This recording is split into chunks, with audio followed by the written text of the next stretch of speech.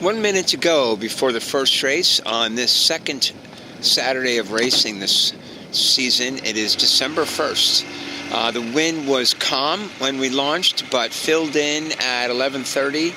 At least out on the course it filled in at about 4 or 5 knots from the southeast. Course was set. Fleet's getting out late. The bulk of the fleet will be on time here.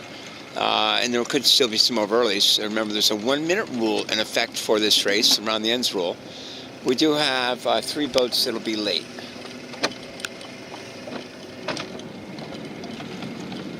Okay, I like the boats that are heading for the pin. They have the ability to stay down and under the line. Unless the tan boat comes up underneath. In which case, 15 could be in trouble. Although at the moment they're still okay. There's a boat midline about to go over early. Nope, they're clear. It's an all-clear start. 15 is John Power. The boat that started up the line, smack on the line, is Frank McNamara in Raw. Oh, wait, no, sorry, that's 26. That's Andrew Baker on Warp Drive that took the start.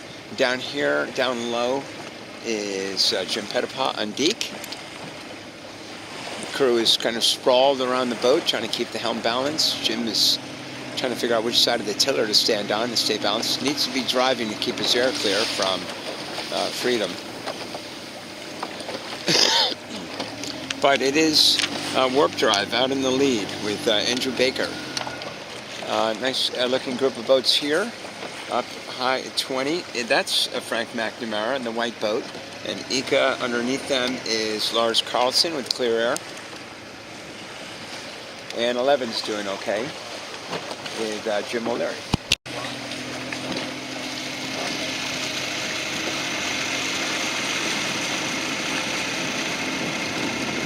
After the first tack, Andrew Baker remains the leader, now on port.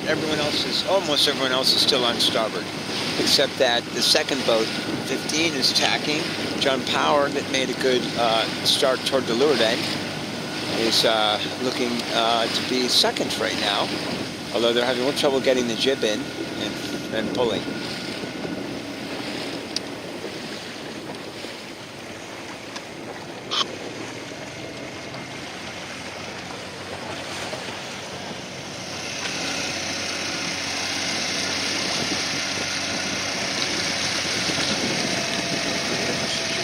Tack back. Staying in the middle in the good current, I suppose. Maybe playing a little shift. The tack was okay too. It's better than Power's tack. So here's Powers is making this. Yeah, I think so. That was close, but saves him making a tack or two. And so John Powers only made 1 tack as opposed to Andrew Baker's made 2.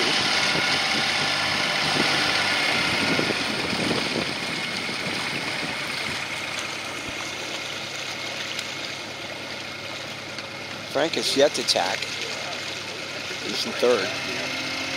Had the third best start, and that's where it stacks up right now.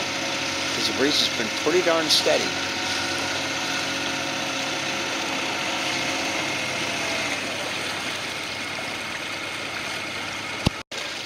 It looks like Ika's going pretty well down there, and it's relative to the barge that isn't moving. And now with Frank tacking away, Ika has a lane if they want to come back. Lars Carlson on Ika, they had a decent start, and they are indeed tacking. Not seeing any roll tacking going on there at all. Moving the weight across what is called for ahead of time to roll tack the boat.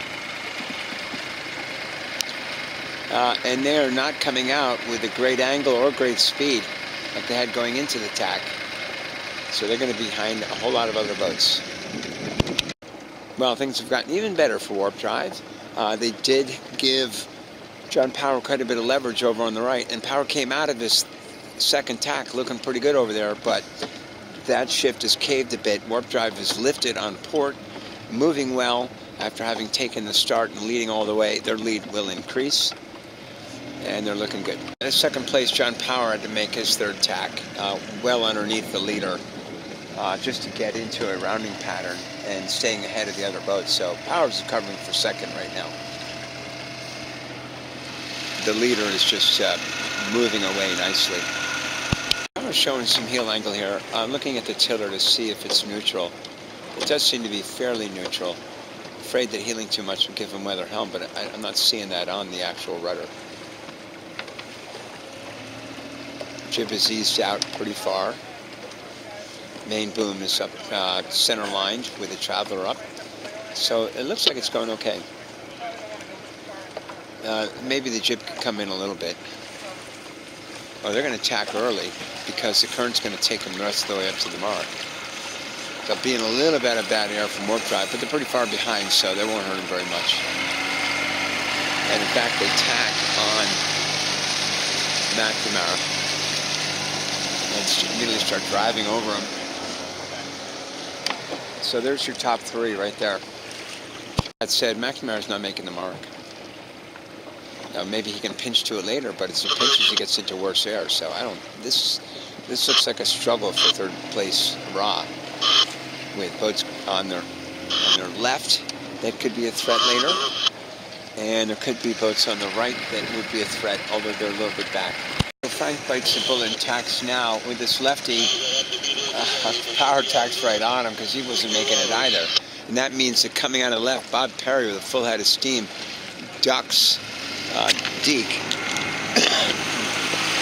And Deke immediately attacks, but Perry's got to be the most speed right now, and he's definitely a threat to pick off third.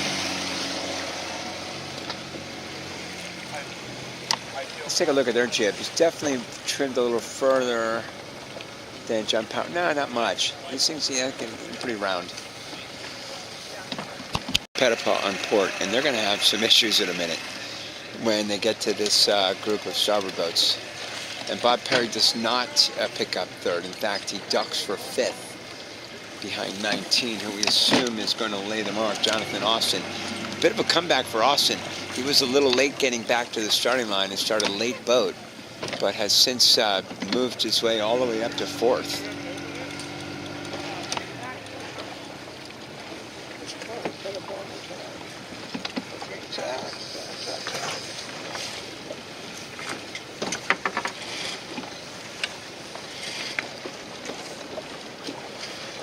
Don't kick the mark. It's clear. All right, warp drive still in the lead, now fighting the current for the last long leg to the finish. John Power gets around second, same place he started, but moving possibly all the way into third here, Jonathan Austin, who's last week's winner. It will indeed round this mark third. I wonder if they're going to try to set and drive around this mark.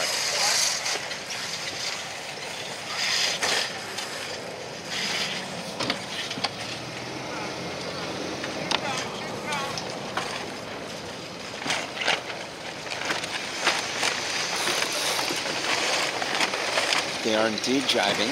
They don't have the chute filled yet, but and they're still just getting past the mark because of the current. Okay, Pettipaw rounds fifth behind Frank, and now it gets close again. So we're fighting the current, everyone bunches up. So Bob Perry did drop to sixth, which doesn't seem very good considering how much speed he had on the first beat, and they're having some issues getting that spinnaker up.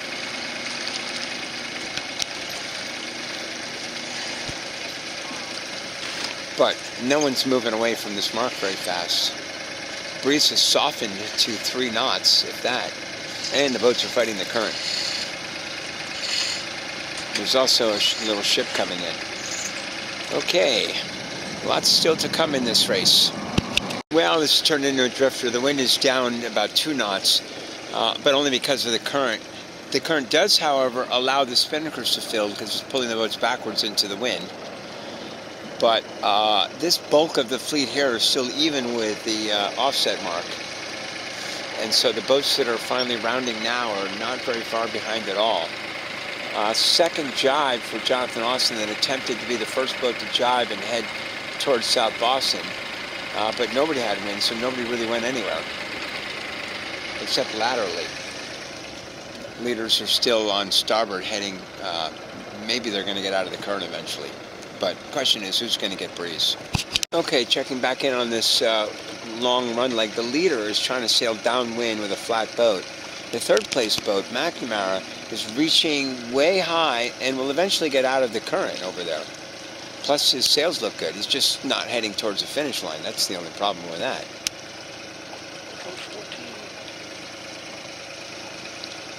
Yeah, so this boat is still leading warp drive, but not making progress towards the finish. All right, jibing out of the corner. Frank inshore the most.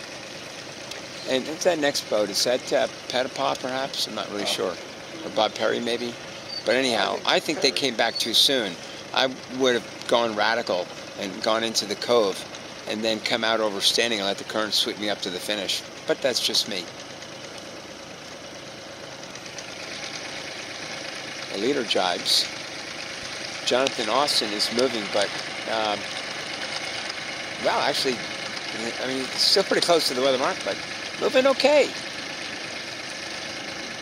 They practiced the spinnaker more than anybody else before we got out today, before we started today. And their spinnaker work looks good over there.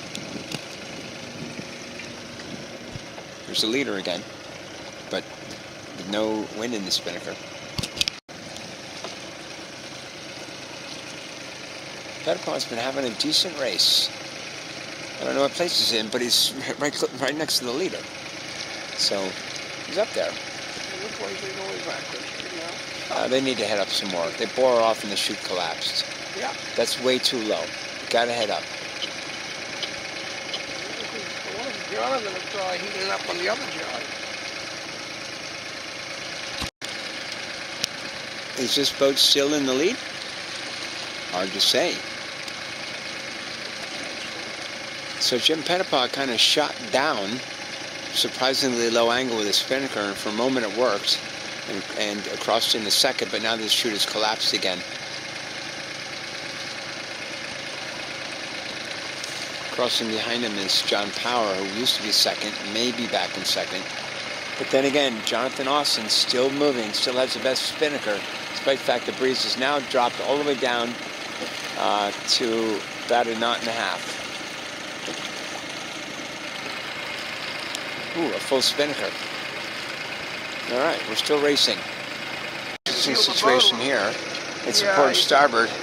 Can't really see the port boat right yet, but they're going behind the starboard boat, just about brushing the spinnaker on the shrouds of the starboard boat.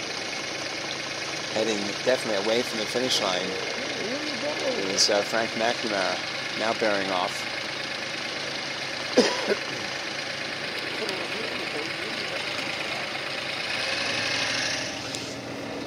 Still 1-2, as they were at the first mark. Andrew Baker followed by John Power. Weird that they haven't lost the lead despite the horrible light air.